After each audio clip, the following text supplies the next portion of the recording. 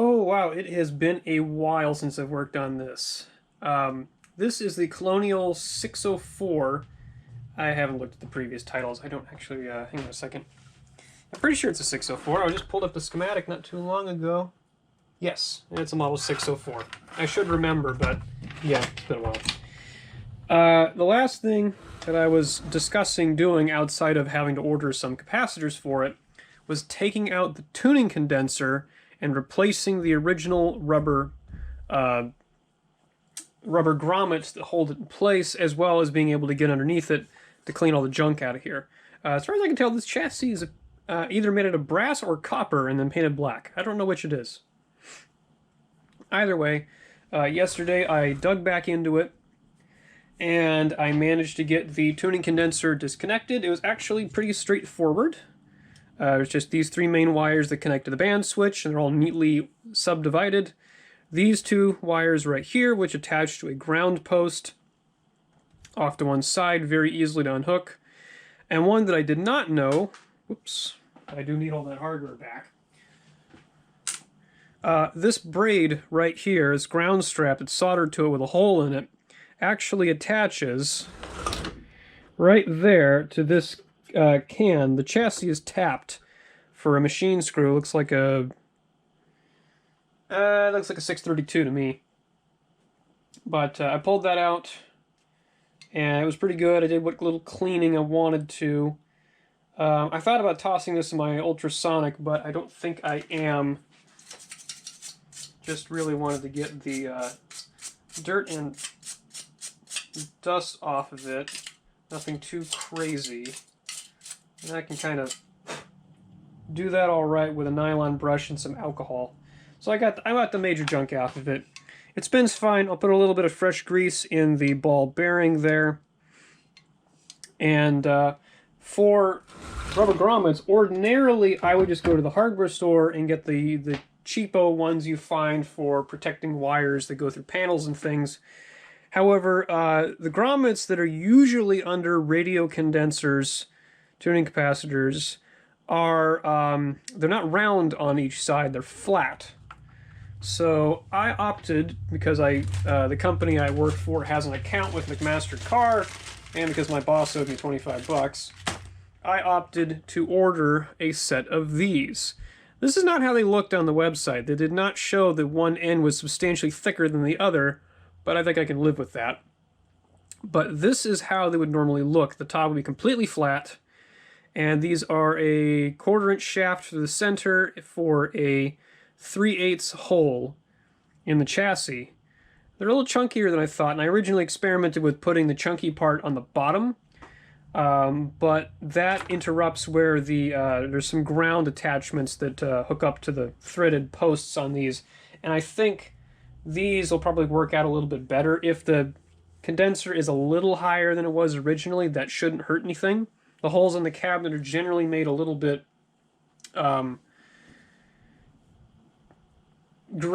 graciously large in order to accommodate the chassis. And plus, the chassis itself is supposed to sit on some rubber donuts anyway. Do I still have some? I don't know if I do. I know I bought some for the Zenith. I don't know if I have any more. Oh, I do. Yes, they're not very big. I have some generic chassis washers here that I can put under this. That sets the height relative to the holes in the cabinet, and so we'll see how everything lines back up. But this is what I wanted to do, which means now I can drop this sucker back in and put all the wiring back, and then I can continue recapping the rest of the set. So that ought to be fun. This just sort of trickles in through here like that.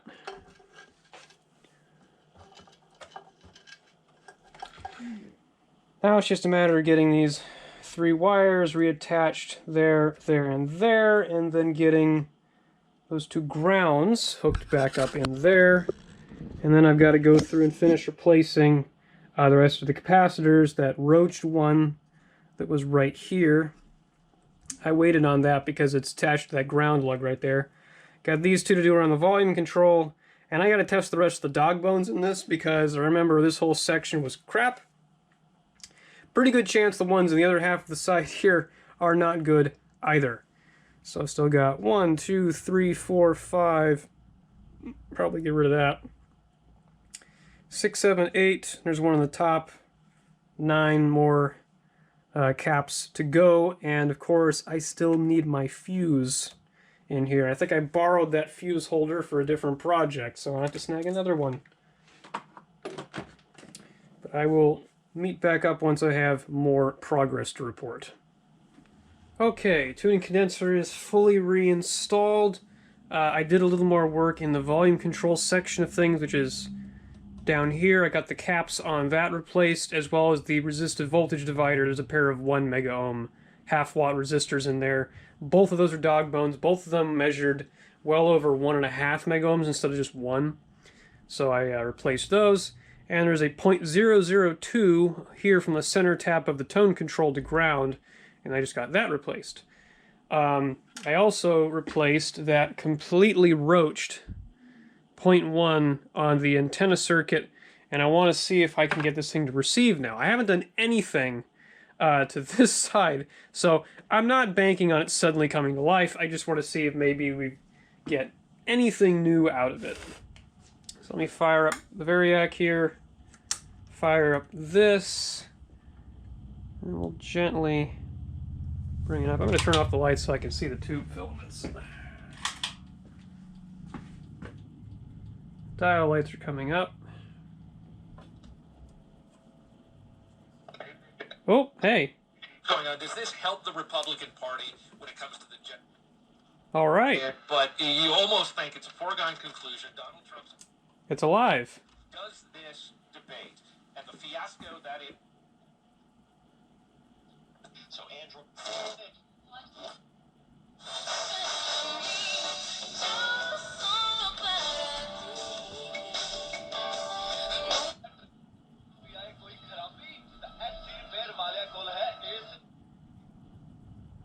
Sweet. I don't have a lot of antenna right here. I'm only using the 2 feet that are hanging off of it at the moment. But well, the tone control certainly works.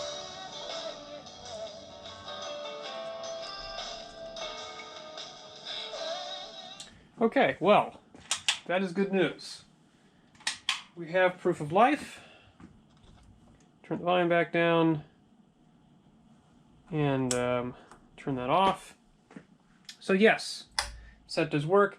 That was not at a full 120 volts, so it probably works a little better when it's powered all the way up, but it is receiving, which means I can press onward without fear. At least I know that it worked before I finished it, so there's that. So I'm going to get this flip back over and then start going through the rest of the RF section and get that tidied up.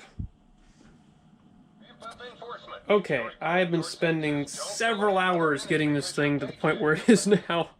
I finished going through the RF section, got the capacitors replaced, checked the remaining few resistors. Those were actually within tolerance. It looks like they weren't in any sections that were being drawing a whole bunch of current or anything, although there was one in there that was exposed to a lot of heat. It looks like when they soldered in 2 of the 0.1s, they made one junction on a ground point really, really hot, and it pretty well blistered the resistor that's responsible for providing it's in the cathode circuit of the 6A7 mixer tube. And what's interesting is this set has the power switch. I never quite understood why it felt so floppy. The reason why is because all this is a second switch. I don't know why they use this special control. There doesn't appear to be a carbon track in it. It just has a contact at one end that shorts the body of this thing to that terminal. So it's just a dead short. Future me here, I did a bad job of explaining the sensitivity control originally. All this switch is doing is shorting out a 500 ohm resistor that's in the cathode circuit of the 6A7 and the 278s to provide the RF and IF stages in the set. On the first 2 band switch positions, the cathodes are routed through that for cathode bias. The sensitivity switch simply shorts that resistor out, providing extra gain to those tubes and thus extra sensitivity. If you put the band switch in the 3rd or 4th positions for additional shortwave, they automatically ground out the cathode directly, giving that more sensitivity by default. So it's just an option that you have.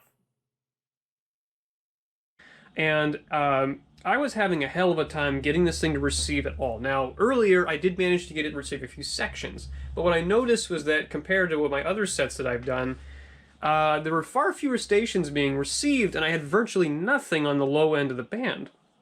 And when I went through and tested it and tried doing an alignment, I noticed that when I set the signal generator to 600 kilocycles, in order to set the patterns for the lower end of the band, I got nothing. In fact, below 700 kilohertz, I got absolutely nothing, which was weird. And so I tapped around with the tubes, I checked to make sure that the oscillator was running, everything in there seemed fine, and I decided to go ahead and just do the alignment and inject a signal. First thing it has you do is inject the signal through the 78 over here, the IF amplifier, and do the output IF can. Very simple. This one's actually set up for 445 kilohertz rather than 455 or 456 or 465. So I tuned it down for that. That went fine. And then I went ahead and hooked it up to the 6A7, which is supposed to be for the IF input can. And I got squat, which was odd. So I thought, well, obviously there's a broken connection or something. But while I was up here, I accidentally tapped on this wire, and suddenly I got the audio signal through for the 445 kilohertz signal. And I played with it, and I was pretty sure there was either a break in this wire or a problem with this grid cap. I'm just gonna... Welcome back to Prime Time on ESPN Radio. I'm Jonathan Zaslow. He is Brandon. Yeah, so it's not doing it anymore. So I thought for sure it was a mechanical problem. So I said, okay, I'll resolder that or whatever. I went through the rest of it. Once I had it working, I tuned the rest of the IF and said, great.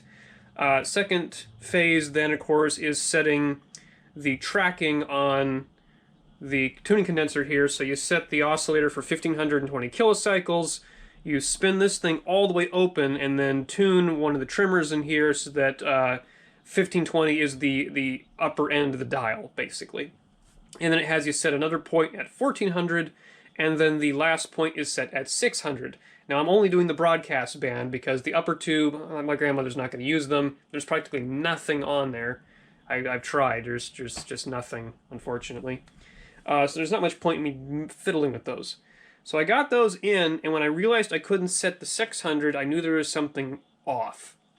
So I went back and I tried tapping on this connection again to get it to work. I even tried swapping out the 6A7 for a different 6A7 in case there was a problem with the other one. As far as I can tell, the one that I have in it is working just fine. And then today I got back into it, I started looking through it, and I thought, okay, well, first thing I need to do is see if this connection is damaged. Well, before I decided to mess with this, I thought, okay, well, what if the grid cap on that 78 is loose? Do I just have a spare 78 that I can jam in there to verify that? I have one. I had exactly one leftover 78. And when I pulled this one out, you can't really hear. There's a little bit of a rattle in there. It just... it's a little dirty, but otherwise it doesn't look like it has any problems. So that threw me off, and I thought, okay, well, you know, I never know, it could be that tube. I got the new one in there. I put the sleeve, the shield over it. I hooked up the grid cap, and the whole thing came right back. This is actually the first time maybe the second time I've ever actually had a tube be the primary malfunction. As soon as that was in there, I still had the signal generator hooked up to the antenna input for feeding it that 600 hertz signal, and I swept the dial back to get it in position, and I heard like 15 stations fly across the speaker just doing that. So that was the problem. Now I don't know whether... My suspicion was heat cycling initially because I noticed cold, it would seem to work, but then I would get pops and sputters and unusual sounds out of the speaker as it got up to temperature. And I thought, well, it can't be any of the capacitors or resistors because those have all been replaced. The odds of that is pretty much nil. So I thought, well, might as well swap that tube out, and sure enough, that was the problem. I could probably test it for shorts on one of my testers out of curiosity, but at this point this is now a display item. It is no longer good to use in a receiver, and unfortunately that's the only 78 I had, so I'm gonna have to stock up on those. I don't have a lot of sets that use the 1932 introduced 6-pin base tubes. Most of mine are octals or UX and UI base, so not that big of a deal. Either way, once that was in there, tuning the 600 for the low end was super easy, and let's see what we get.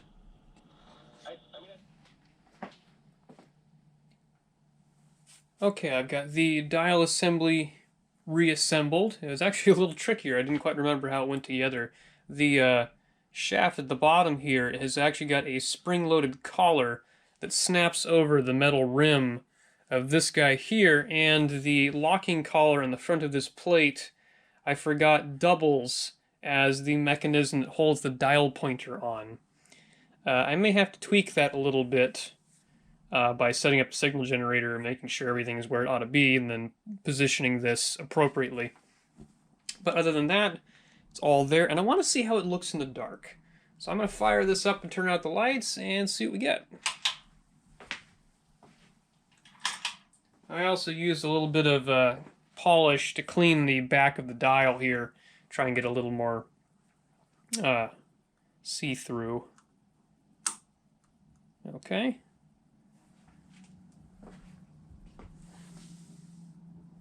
When I first tried this out, it was actually a very brilliant red, so this is a vast improvement, I think.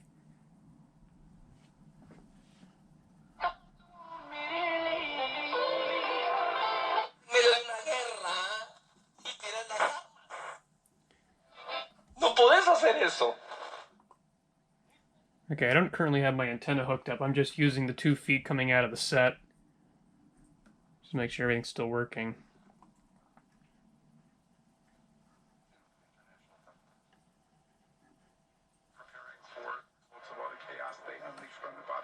The House has left town, perhaps to cool off, with Republicans returning next Tuesday. Okay, that's a good indicator. So that's about 1,000 kilohertz right there on the needle. That should be Como. So that's pretty good. Yep, that's Como. So that is really nice.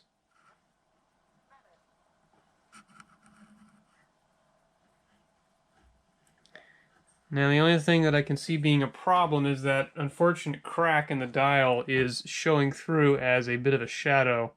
It's not bad, but it is kind of a bummer.